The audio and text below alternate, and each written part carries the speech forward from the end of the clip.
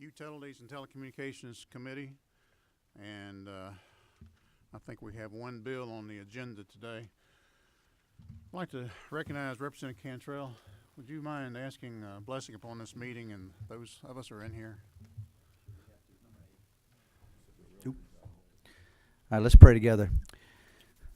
Father, we're asking you today for wisdom to help us do what's best for our state. So I pray that you'd give us clarity and understanding today. We do thank you for the beautiful day that we've had so far. I ask you just to continue to bless it in Jesus' name. Amen. Thank you, Representative Cantrell. I want to take a measured approach to this today. Appreciate the members of the committee being here. We have a really good showing of the committee. Appreciate everybody that's here from the public. And as Senator Gooch is here, if you would present, you have some, I think you have a sub. Is that right? Well, I was assuming that it was your sub, but so it might be better for you to discuss it. I was assuming it was your sub. Maybe that's the way. I don't know how you do it in the House. But I believe there has been a sub. Let me ask you this: but are you familiar with the change? No, sir. You're not. I don't know the change. Okay. Not Well put you then, on the spot. if you're not, then I'll try to go through them. All right, I'll be happy to follow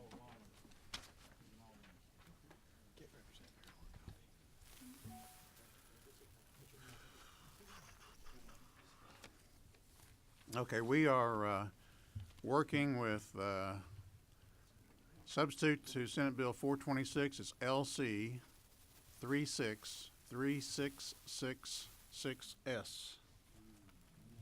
I know. That's why we need your blessings upon the meeting.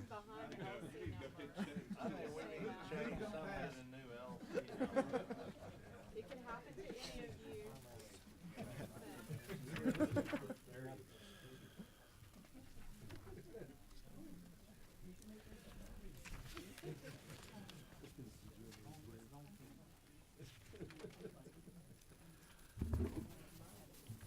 All right. Yeah, this is going to be.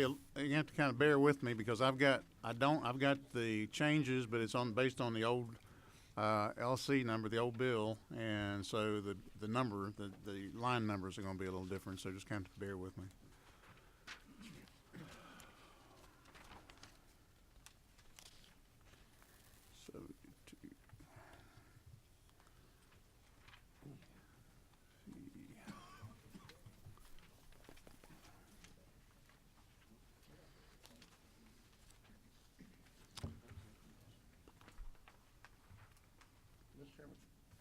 Yes. What do you want to be recognized for? Well, I was just going.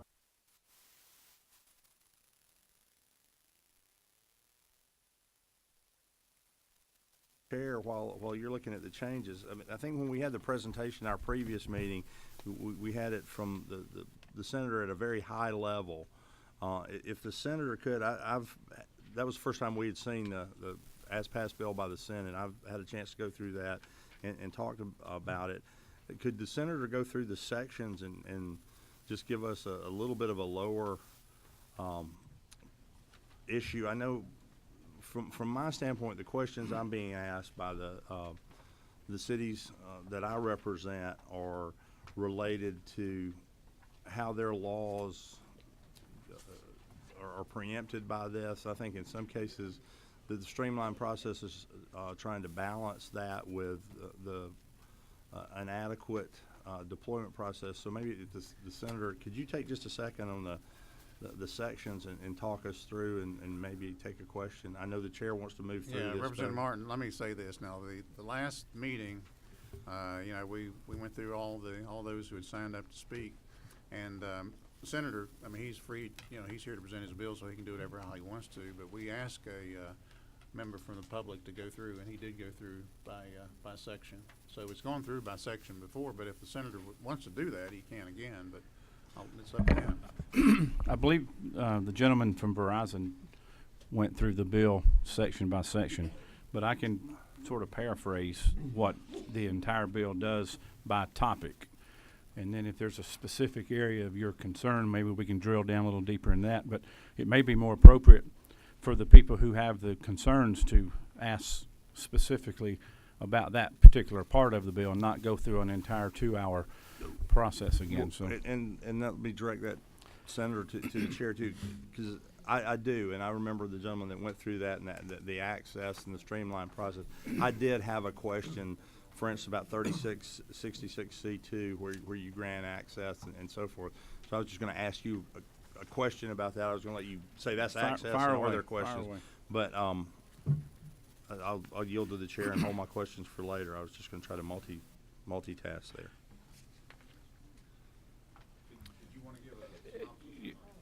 I mean, here's the bottom line.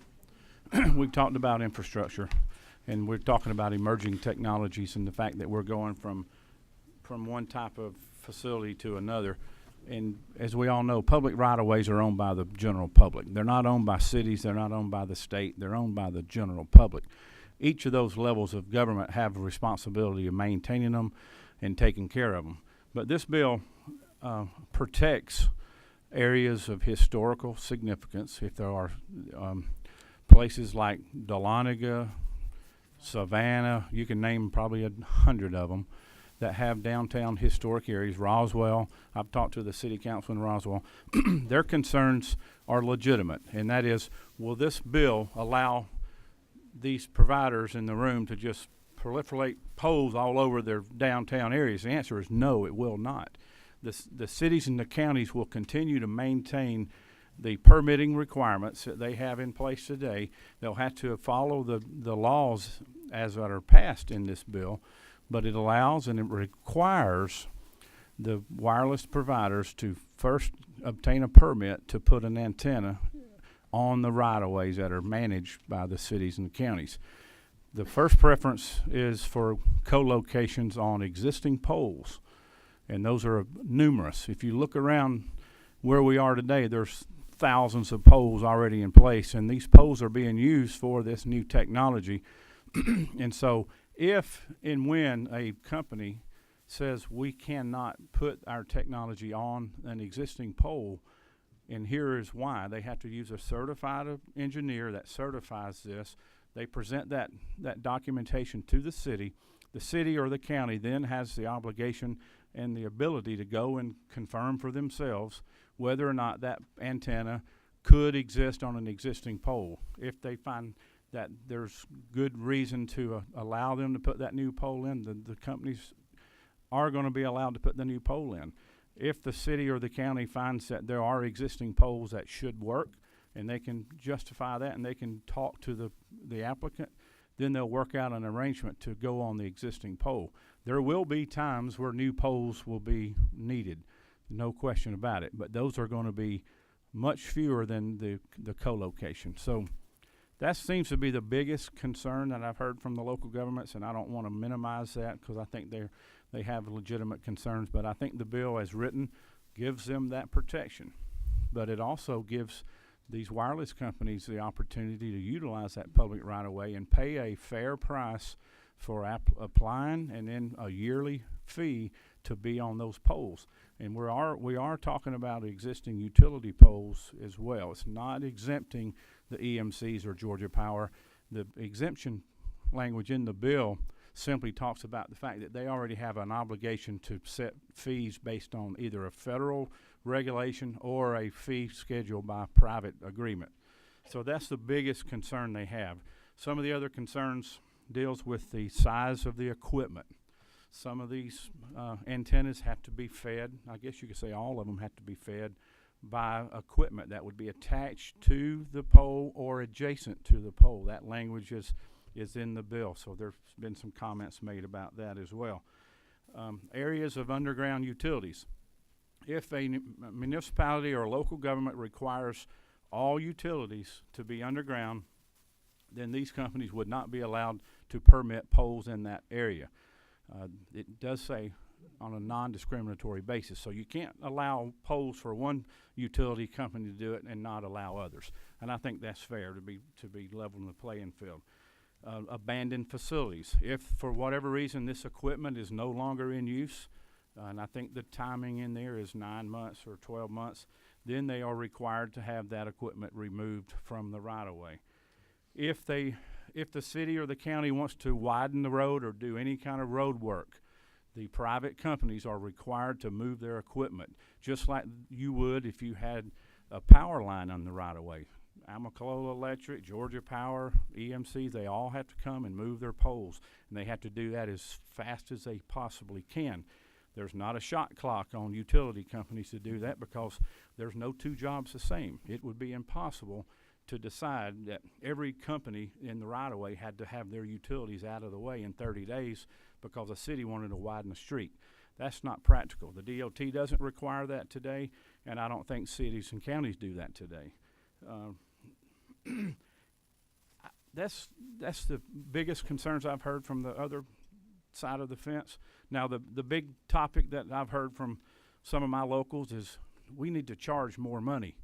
We need to get more money out of these private companies because they've got lots of funds. Well, we shouldn't be discussing how much money companies have.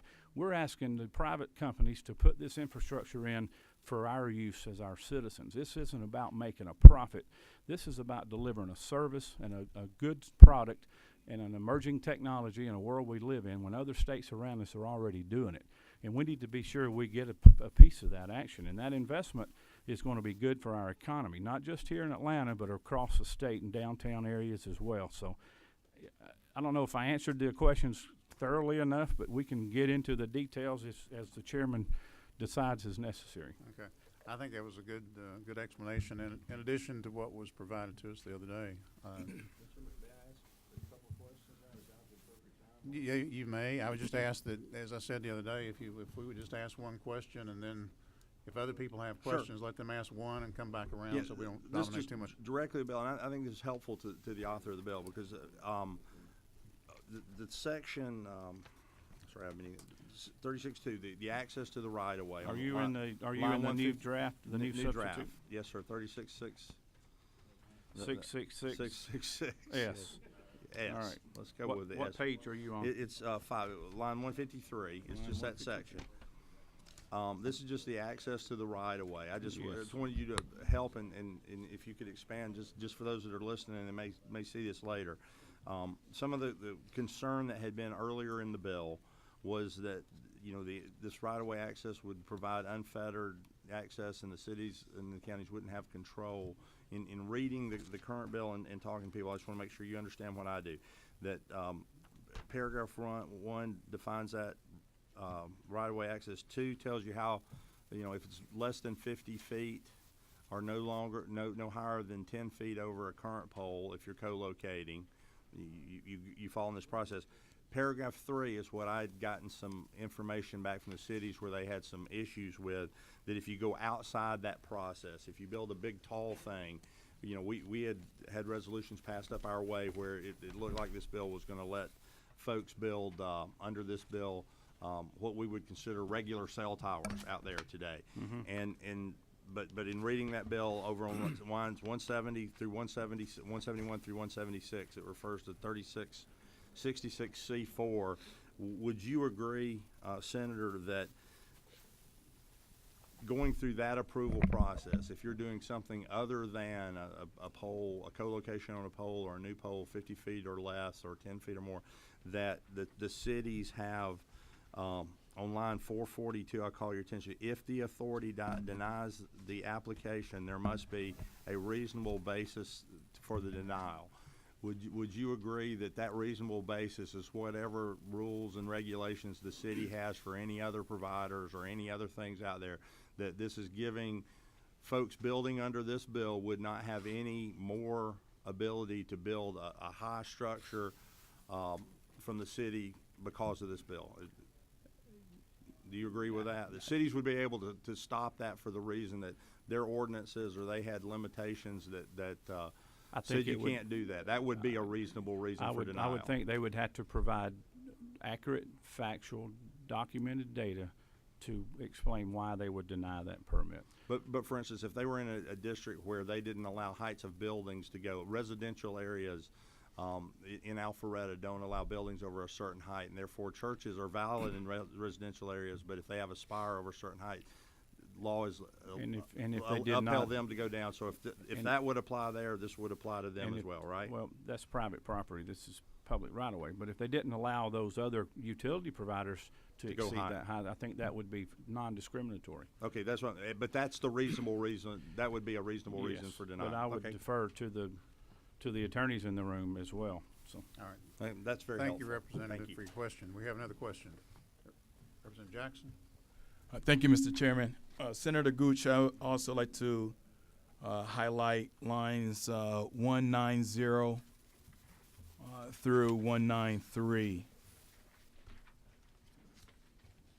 And my question in terms of unreasonable, and I'm trying to get a full understanding what is considered unreasonable. So, for example, for safety, some of this equipment, because the poles were not tested to be able to hold top-heavy equipment. So if the local government fine for the weight of the equipment or the amount of equipment to fall in the realms of safety, would that also, per this lines 190 through 192, be considered unreasonable? If the local government is saying this is a safety situation in terms of the amount of equipment, maintain or allowing for their individuals worker to go up on the pole and do annual maintenance, etc. I'm trying to define what will be considered unreasonable, and I just gave you a safety scenario. Sure. I believe there's a line in the bill, and I can't give you the line number that allows for the cities to deny the permits for safety reasons. And then it's up to the applicant to provide documentation or to address the safety concerns. Any pole, and it depends on who owns the pole, but let's take an example of a utility pole like a Georgia Power pole.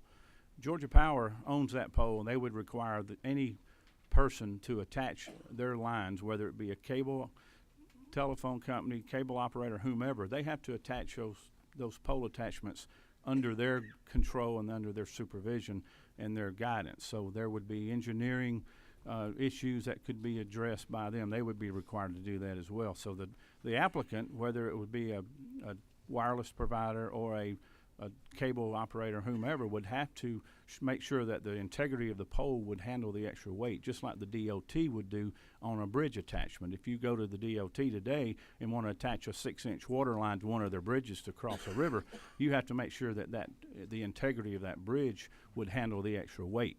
The same would be required of these poles as well. But these are technical questions that I think should be answered more by the folks in the room that know the precise answer to those kinds of questions. So I would defer to them on that as well. But Thank you, but yes, Senator. sir, the safety concerns would be addressed as a requirement of the city. Thank you, Senator. I think you have another question here, if you'll take it. Who's over here? Who? Representative Carson. Thank you, Mr. Chairman. I wanted to ask Senator Gooch, Leader Gooch, on lines 428, 434, and 435. First of all, I want to thank you for bringing this bill. I very much appreciate the efforts to build out wireless networks. What line did you say? Yes, sir. 428 Got it. and 434 and 435. What this basically is doing is more or less a shot clock, is it not? That's how I read it the first time. Correct, for the application process. Senator, I was just wondering, how does this compare to, I know a number of other states have passed small cell legislation. I'm just wondering how this time frame of this shot clock, the original 30 days, and then, 150 days or 90 days in the subsequent lines, how does that compare with other states? Do you have any comment about that? We've done some comparison on this, and I've asked for an analysis. And so out of I believe there are close to 20 states that have already adopted this language. Georgia is very similar in almost every category. Some states are less, some are more. So this, I think, would be probably pretty much down the middle, and we can get the exact numbers for you on these other states if you'd like, but No, it's not necessary. I was just wondering. What, yeah, what you I don't thought. think there's anything unreasonable about this. I would remind you also that today, utility companies go in the right-of-ways without any kinds of permitting and requirements in a lot of counties. I know in my area, the power companies can go and put up poles basically whenever they deem necessary, and they don't require permitting and drawings and so forth and so on. So I think this requires a lot of documentation, a lot of engineering, a lot of facts that would have to be presented to the cities and counties prior to those poles being put up or any antennas being attached to existing poles. So I do believe this gives them far more information than they currently get from any provider in the right-of-way. Right, and to follow up on Representative Jackson's point, can you give me, maybe you said, but I didn't hear it. Could you give me an example of an unreasonable basis for a city or political subdivision to deny an application? I think the providers might be able to give you some better examples. I'm of sure they unreasonable- can, yeah. But if Yeah, I let's- think if a city just arbitrarily denies it just because they just don't want any more poles or they don't want these antennas in their right of way, that's unreasonable. I think they have to document why this would be a detriment to the community or a safety issue. You know, some cities and counties adopt clear zone requirements, just like the DOT does. So that would be a reasonable objection. If they say that this pole is too close to the edge of pavement, and that distance under the DOT manual is different based on whether the speed zone is 35 miles per hour versus 55 miles per hour. Right. So a setback may be 20 feet on one speed limit, and it may be 50 feet on another. So those are some reasonable reasons why they would object to some of the poles being put in the right-of-way. And if I may, Mr. Chairman, one more? Now, I tell you what, Representative Carson, like I said, and there's going to be a good many questions. We Okay. didn't get the questions from the committee the other day. We just took testimony. Okay. And I want to get questions, but if you'll just limit them to one, and we'll work our way back.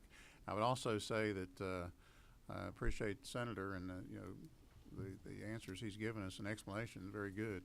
I'll give you the opportunity too. We're not going to take any more testimony, but if a member has a question of a particular person from the public that they want to address a question to, we'll do that also, because there might be somebody there that would have more information, works more closely with the particular issue than the Senator. I don't want to keep putting him on the spot, but I've been doing a great job. But I want to give you all the opportunity as members of the committee to ask these questions, because I think they're really important. But I just would ask you to ask a question, no follow-ups, but if you have a follow-up, we'll work our way back around. I had no intention at all to keep you from asking questions. That's the only way we're going to find out what we need to find out. So with that, we'll work our way back around if you have another question. I appreciate it. Representative Fraser, you recognize. Yes, thank you, Mr. Chairman.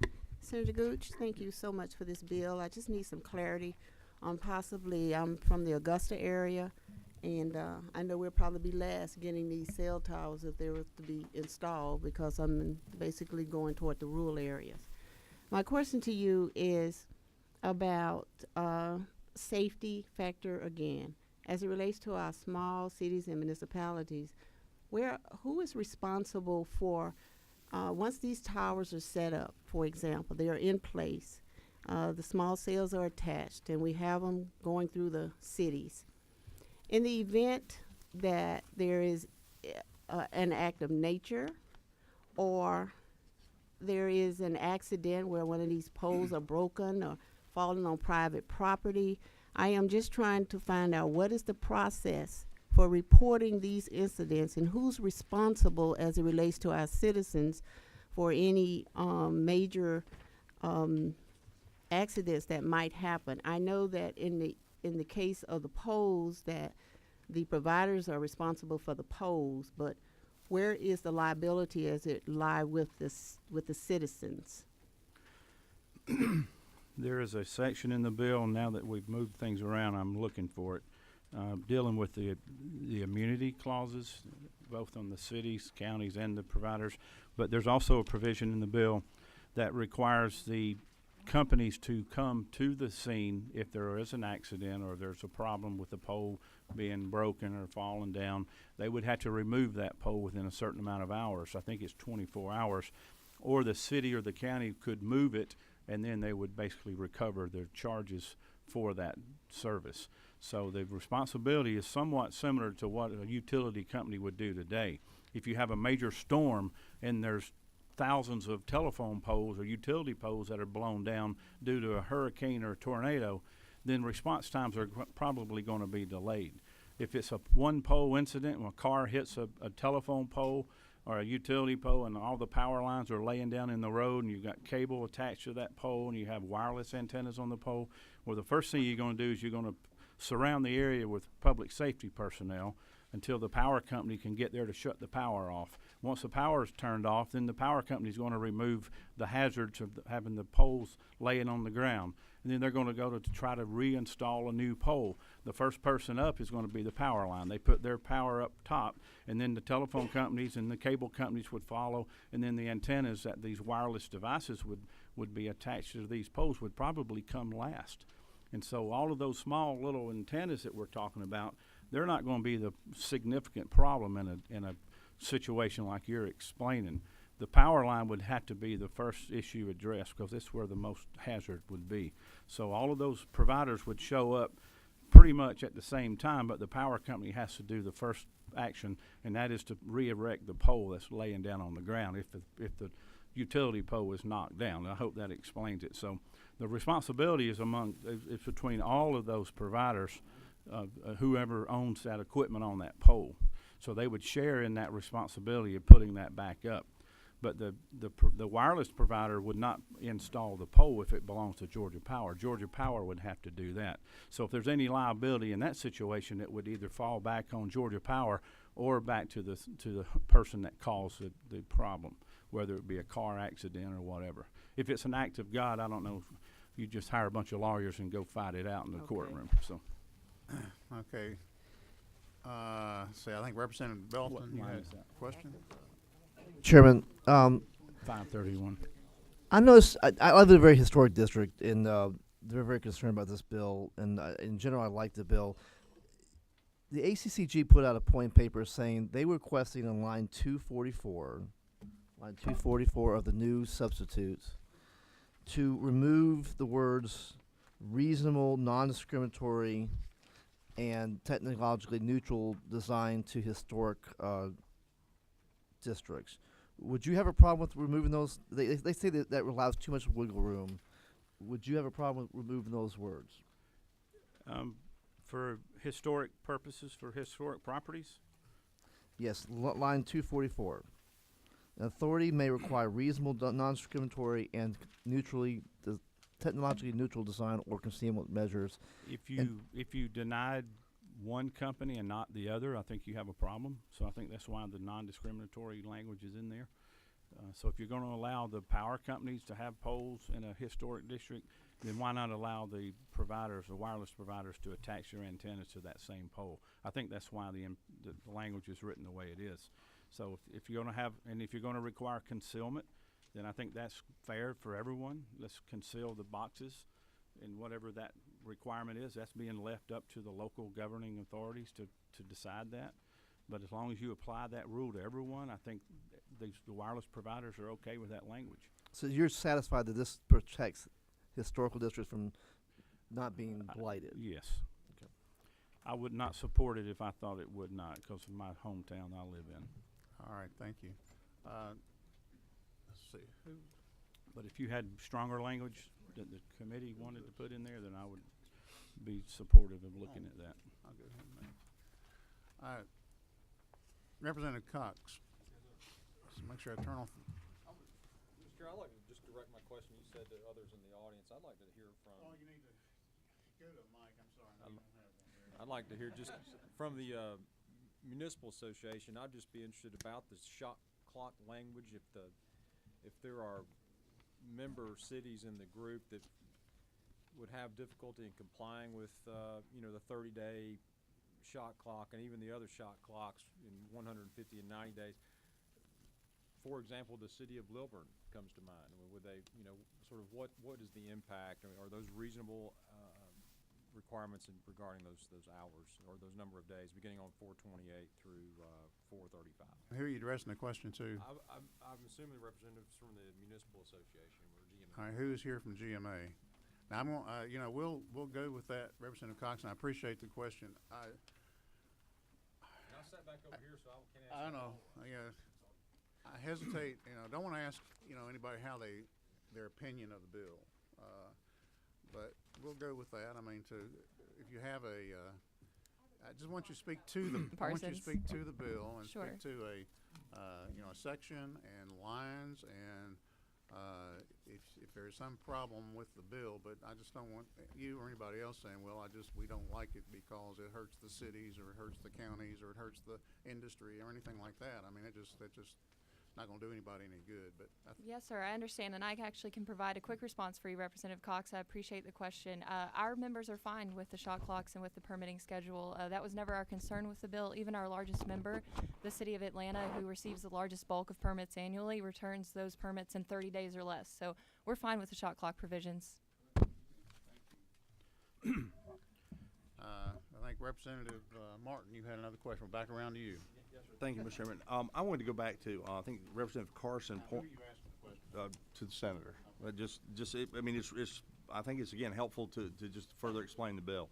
Representative Carson pointed out 428, 429, 30 about the 150 days and 90 days. Yes. I just want to ask the senator, isn't it true? Those are for extraordinary and out of norm things that you have the 90 and the 150 days, correct? I believe that is for the That's more than 50 non-traditional feet poles. and right, a non-traditional, Which- more wireless support structures. Correct, and you probably won't see wireless technology going on that kind of structure. Okay, and then So that and is going some back extreme. to that, the normal process would be 75 days on line 314 and 15. That's correct. Which is what the GMA just did. My question, just for consideration, as we're looking here, is since these are the non-standard things, the more wireless support structures, the more real poles, if you will, the real cell towers that we like. I think those go somewhere, even though they might be on right of way, that fit more into like a zoning practice. I would just suggest to think, as this bill continues to go through its perfection, that the 90 days, the 90 calendar days, some cities have a schedule that's set out in order to get on a planning commission, to get on city council calendar and so forth. I would suggest to consider the standard council schedule or 90 days. In case, I mean, if a council has a schedule and it's normally 120 days for everybody else that's going through a procedure like that, I would suggest that we use that for that and ask your consideration, because that's sort of a one-off, a larger project, not something that's going to happen every day. Right. And I would hate to take it outside the procedure. Let me just Appreciate say, your for entertaining as that. far as I'm concerned on that, that would probably be true if you're talking about a zoning issue. These aren't zoning applications. These are permits, just like if you go in today to get a permit for land disturbance activities or any kind of other permit. So they're issued on a daily basis. They don't have to go through council approvals. They're routinely given by staff. I understand. I'm just going that there are schedules in cities that I'm aware of that have a schedule for getting a land disturbance. You have to Gotcha. come in, and it might be more than 90 days, because if you look at it, goes back, it references the things that could be considered A, which is everything except a new one, Right. which includes substantial modifications to the right of way. There just may be some some coordination that Okay. need to be done with other utilities. Just If- something to think about. If you'll give me 30 seconds, I'm going to give you some comparisons.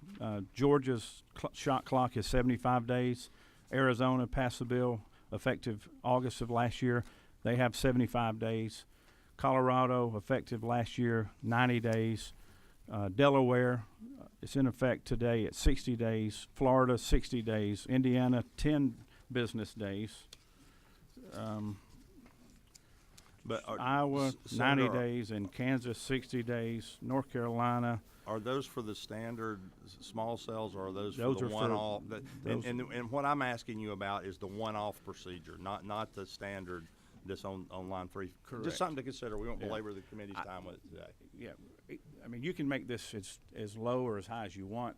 I don't know if there is a right number, but this sort of shot down the middle and on an average of what other states have adopted. I And know, it I seems ju- to be working. I haven't seen anything from the I National just League of spoken Cities some, that with some spoke people in otherwise. the industry that thought on that particular thing, since it was one of the anomalies. I'll leave that up to the anomalies. wisdom of this committee. Thank you much. Thank you, Senator. Thank you, Representative. I see another question here. Who is this? Representative? Back Representative- around. Thank you, Mr. Chairman. You're recognized to ask a question, yes. Senator, lines 417 and 418. And this is more so for clarity. So when it says the authority shall resolve conflicting requests, who is the authority? That would be the permitting agency. So if it's one of the 6 cities that I represent, and are we talking about local government? Yes. Okay. All right, thank you. And that should be definitions in the front of the bill. All right, thank you, Senator. I don't see any other questions. Thank you. Okay. Okay. If you don't mind, I mean, I know you're not, but if you could come to a mic, it would be, and I don't know which one that is. What's the number? 8, okay. 7 seems like it's a taller microphone. Thank you, Mr. Chairman, members of the committee. Senator Gooch, I appreciate your hard work on this, and I just want to sort of make sure I understood your prior testimony. Is it not true that many members, including yourself, have heard this concept of if the municipality can get more money, then they ought to be able to get more money, as opposed to the idea of providing goods and services to the citizens at the lowest possible cost? Is that not true? I think it's a balancing act. I used to serve in local government, and I understand the difficulties in local issues, and so I get it. You know, anytime you can help pay for your equipment and your manpower and your overhead, then you want to try to do that through user fees. So I understand the concern, but I also know that if we're driving business away from Georgia, and this investment's not going to be here, then we're going to miss out on the opportunity. We need to make sure we're there at the table with them. Just a follow-up question. So, isn't it further true that members advocating against this bill, not members, but members of the public have advocated against this bill, have passed around a fee schedule from a large company, a large municipality in Georgia, that states their fee to set a new wooden pole, utility pole, is approximately $7,500, and they can't tell us whether or not that's a fee only or the fee includes the installation of the pole. Is that not true? The fees that the cities and counties would be charging would not be for any equipment or any installation. That cost would be borne solely by the provider.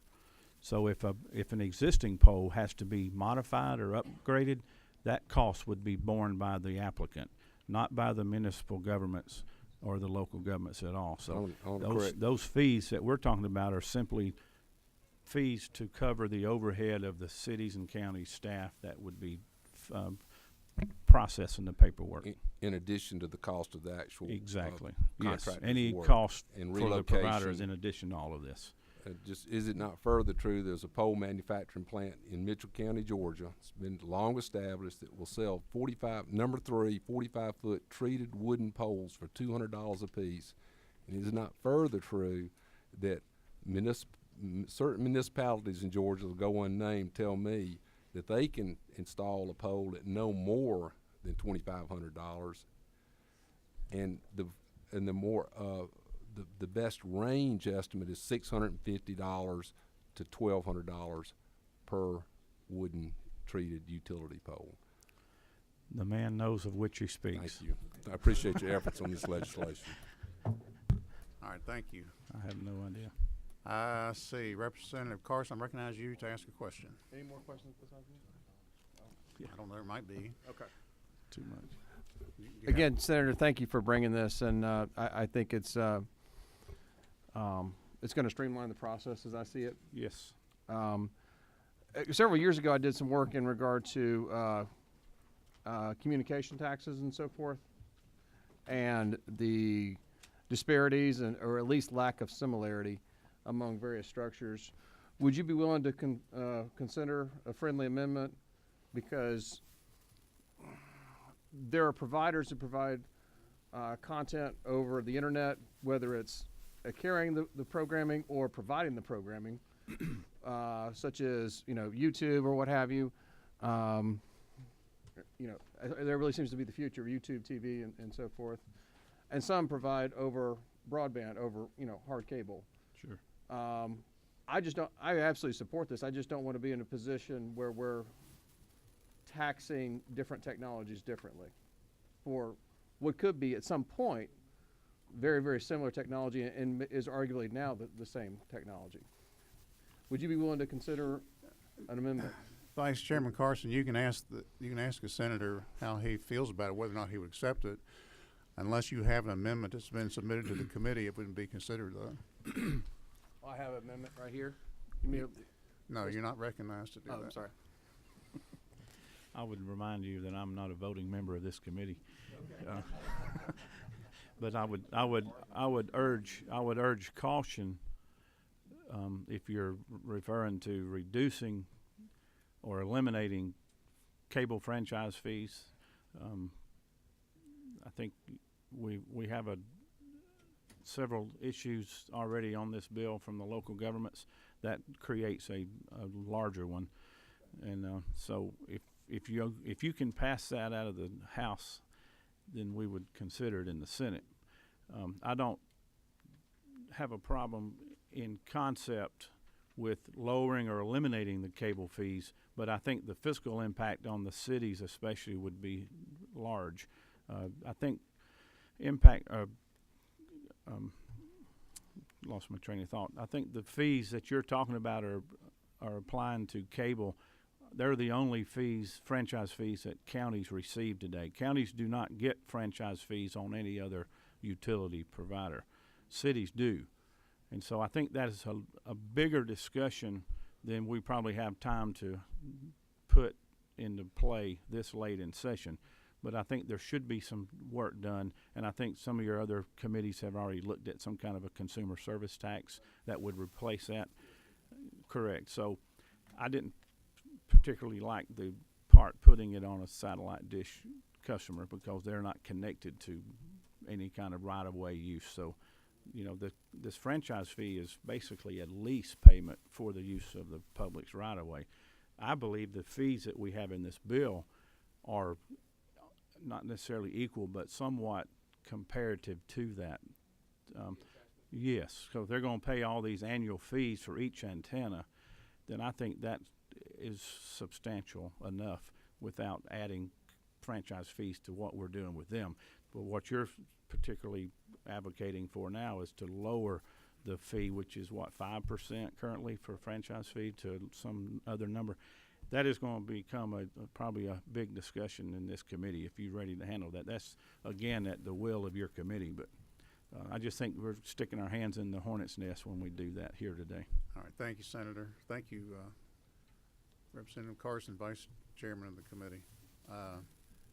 Senator, we have, looks like another question. Are you still? The longer I talk, the more questions I'm getting, right? Well, looks like they're starting to die down, so if you want to take another one or I'll two. try to be brief. Okay, let's represent Martin. Okay. Is he on? Up the Hospitality Highway. I want to go back real quickly and seriously. I mean, I have these questions from folks I represent. I know the senator appreciates that. I think Captain left us there a minute ago when he asked about historical things and about the reasonable non-discriminatory. Yes. That's one of the places that sort of gives me some pause, because you mentioned, well, if they let the utility poles out there are quite a few historic areas that have utility poles. Those things went up when gas lamps went away. Yes. And they're out there, but they're driving toward a place that has less than they're trying to go underground. Very expensive to put electricity underground, but they're headed in that direction. They even have ordinances to that nothing else can go up there. So my question to you is, if a city has a historical area and that they are trying to get, when the next power rebuild comes through, they're trying to put that in the ground and they're trying to get rid of those, and they're not letting anybody else do that, would, in your opinion, would that be a reasonable and non-discriminatory for them to tell a small cell they couldn't go there either, or they had to play along that. I believe that's what Representative Belton was looking at, and I understand non-discriminatory is if you let company A do it, you got to let Right. company B. But if Right. there's this policy that's in place when this bill is implemented, would the city's ordinances, policies, historic things apply here? I think if That- you could answer that question, yes, you would put a lot of people's mind at ease. Yes, it is my understanding that if no other poles are allowed in that area. From this point on, they Correct. had been in the That's- past. That's correct. Then they would have to co-locate on the existing poles, but no other poles would go in that area. Now, what you would be doing essentially is you would reject that technology from coming to that district. Or So- you would find another building to put it on, or Correct, or but something that would like be that. a private property issue that the installers would have to go and negotiate with some property owner somewhere. Okay. And then, so, yes. Well, that's my fair enough. understanding. In these things, and to finish up here, in these historic areas, there are, light poles and artisan types or Correct. artistic and if kind they of have things those- on there. If they have those can work with them and requirements. put that on there. That's correct. But And- I and- think that the worry they had is we're trying to do this thing, and then you're expecting a large Creosote pole to go up, and that's Right. not your intent. If the city requires decorative poles to be You put would- in, the provider would have to follow that That's what I ordinance as was well. looking at, decorative instead of 100%. artisan poles. Yes. Thank But you. again, first priority, co-locate on the existing poles. New pole is last resort. Okay. I don't see any further questions, Senator. And so what we're going to do, That's right.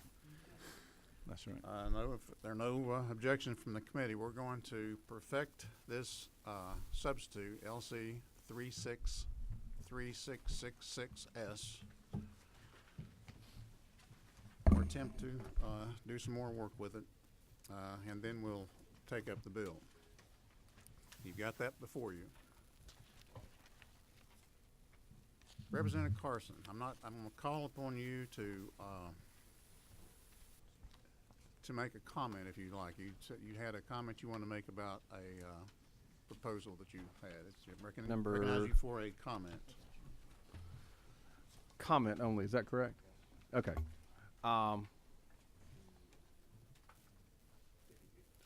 If you would tell us what you want to do. I would like to offer an amendment, but I don't know if I'm recognized for that. You recognize to tell us what you would like to do with an amendment if you were recognized to make an amendment. I would, well, right. I would like to provide a little bit more, and it won't get us there completely because I don't think we have time to do that in a perfect manner.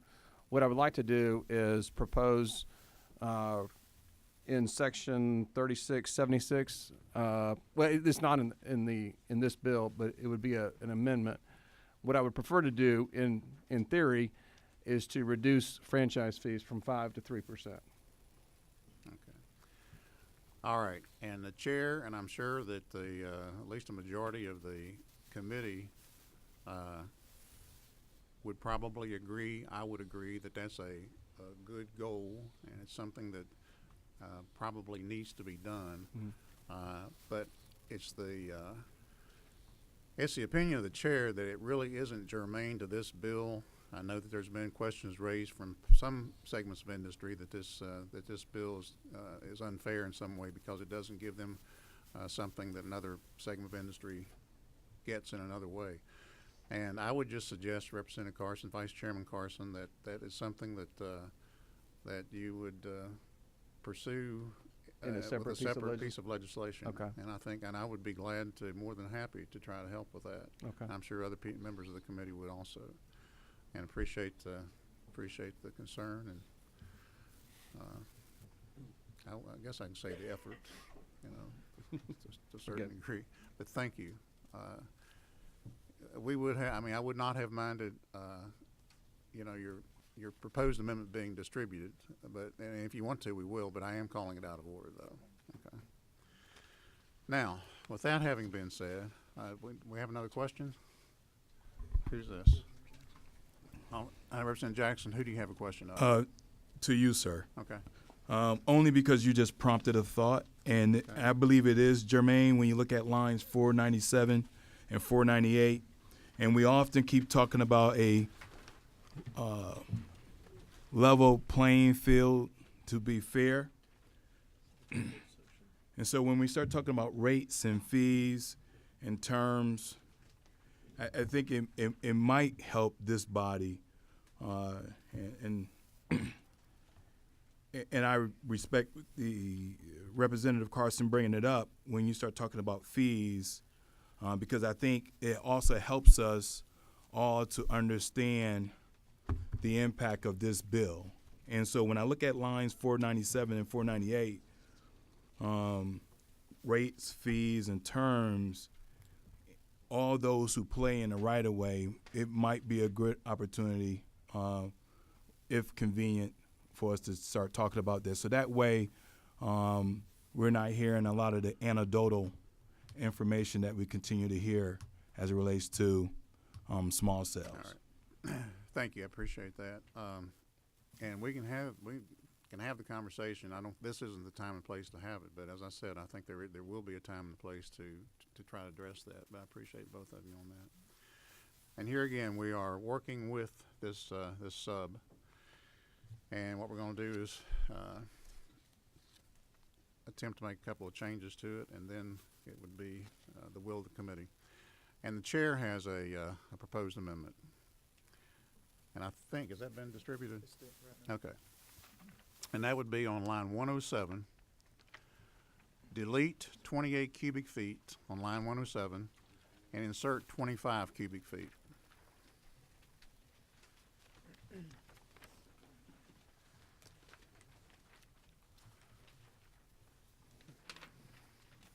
It is bringing the size of the facility down by 3 cubic feet. Well, I guess it is a motion, yes. I was kind of waiting for somebody else to make a motion, but it is a motion. We have a second. All in favor of that motion, please indicate by saying aye. I'm sorry. We are working with this substitute, the 666 substitute, and we are perfecting the substitute, and then we will have it. Yes, sir. Correct me if I'm wrong, but you just needed a motion and a second on the original bill, and then we can do it. We don't have to do it that way, and we can do it whichever way. No, we are perfecting some language. Yeah, but we take up the amendment language after you've already had a motion to pass the bill. You can do it either way. We can do it either way. I mean, I don't care. I mean, it just seemed like this might be a cleaner way to do it right now. Yeah. We're voting on the amendment. All right, we are voting on this amendment. So we have a motion and a second. All in favor of that amendment, please indicate by saying aye. Yes, sir. 25 cubic feet is 2.92 feet cubed, and 28 is 3.00, approximately 3.04 cubic feet feet cubed. Okay. I just want to make sure that this is something that, it doesn't sound like much, but you've actually reduced it now by that little bit. Is that something, Mr. Chairman, that the industry can support before we vote on this? I've been told by industry that they can support it, yes. Thank you, sir. Thank you for asking the question. That was a good question. Thank you. Thank you. It's an attempt to, what I'm trying to do is do something that industry can work with, but make it something that our local governing authorities can be more comfortable with, and that's really what this is about. So, with that, we have a motion and a second. All in favor indicate your being in favor of it by saying aye. Aye. Any opposed by saying nay. That amendment passes. The second amendment, I move that on line 241, we delete $20 and insert in lieu thereof, $25. Do we have a second? Second. We have a motion and a second, and that is increasing the amount of money that the local governing authority would get for that right-of-way fee. And here again, it's an attempt to It's an attempt to work with our local governing authorities and try to help them out some with some of their concerns. So we have a motion. I think we have a second. And any questions? If not, all in favor indicate by saying aye. Any opposed by saying nay? Okay, that motion passes. I have a third one. I move that we amend this substitute on line 340 by deleting 25 and inserting in lieu thereof 15. And this has to do with the number of applications. Local governing authorities have indicated and brought to us that the number of 25 was too many, and trying to work with them to bring down the number of applications that they would be dealing with.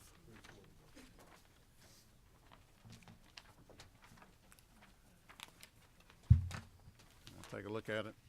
Here again, this is one that industry has indicated to me that they're okay with, but is trying to help our local governing authorities. So I think I have made the motion. Is there a second? There's a motion and a second. Any discussion of this amendment? All in favor indicate by saying aye. Any opposed by saying nay? Okay, that amendment is approved. All right. So,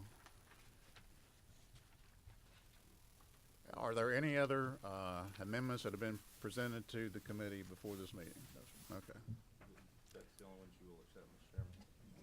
That's the only ones I will accept because that, according to our analysts here, they're the only ones that have been proposed to us before the meeting, given to us in writing. Now, we have perfected, therefore, the substitute to Senate Bill 426, LC 363666S, and this will be a new substitute, a committee substitute. Is that right, Sean Marie? Yes. The language we have just voted on. So we are, the chair would accept a motion to approve Senate Bill 426, the House Energy Utilities and Telecommunications substitute to Senate Bill 426. Is that correct, John Murray? That's correct? Okay. Well, okay, it's actually a substitute. Okay. So do we have a motion? Is there a motion to approve this, the bill, as the substitute? We do have a motion. We have a second. We have a motion and a second. All in favor? Is there any discussion? Okay, we have some discussion. Representative. Yes. Yes, yes, sir. I respect the chair and the written. I didn't know for sure the LC number we would have before the committee, so I was unable to prepare amendments and such. I hope as the bill goes forward that the senator will look at. I had talked to folks in the industry and feel it would just be a positive move on the bill in those lines 441 through in that extraordinary place above 50 feet, above more than 10 feet. Those wireless structures, I think it would be real clear to let the cities know and positively say that your ordinance's rules and things apply here. That's what is meant, as we mentioned earlier about a case for reasonable. That would be a reasonable denial. And then, Mr. Chairman, I apologize, but looking back at that historic thing, I just want to ask the senator. Perhaps I'm reading that backwards, but on the question of historic code, I just want to make sure that's not done backwards. It reads, except for facilities excluded from evaluation for efforts of historic properties, you can use this. Is that the correct language? It's late in the afternoon. I'm sorry, on 243 and 44, Ms. Story, is that correct? I just want to make sure that's not inverse. I know there had been one iteration of the bill that had actually been backwards in. We have that the right way, correct? So that does apply special things to historic districts. It does not exclude the special districts from that application, correct? I'm sure the gentleman believes what he says. I'm not Well, going to offer a... No, I'm not taking it. I would think the chair, there was some confusion of that language within the industry as well as other people, and that just reads odd to me. Just for the chair's edification, I'm not trying to change it. I just want 240, 242, 43, and 44. I mean, if people that are familiar, Is that correct? It just, it's correct. That, Mr. Chairman, that answers my question. I know that had been a question All that. right. Well, appreciate your question. We have a motion. Is there any further discussion? We have a motion and a second. All in favor of the committee substitute to Senate Bill 426 indicate by saying aye. Aye. Any opposed say nay. The ayes have it. This is passed, approved by the committee, and moves on. Very much appreciate all your time that you spent here.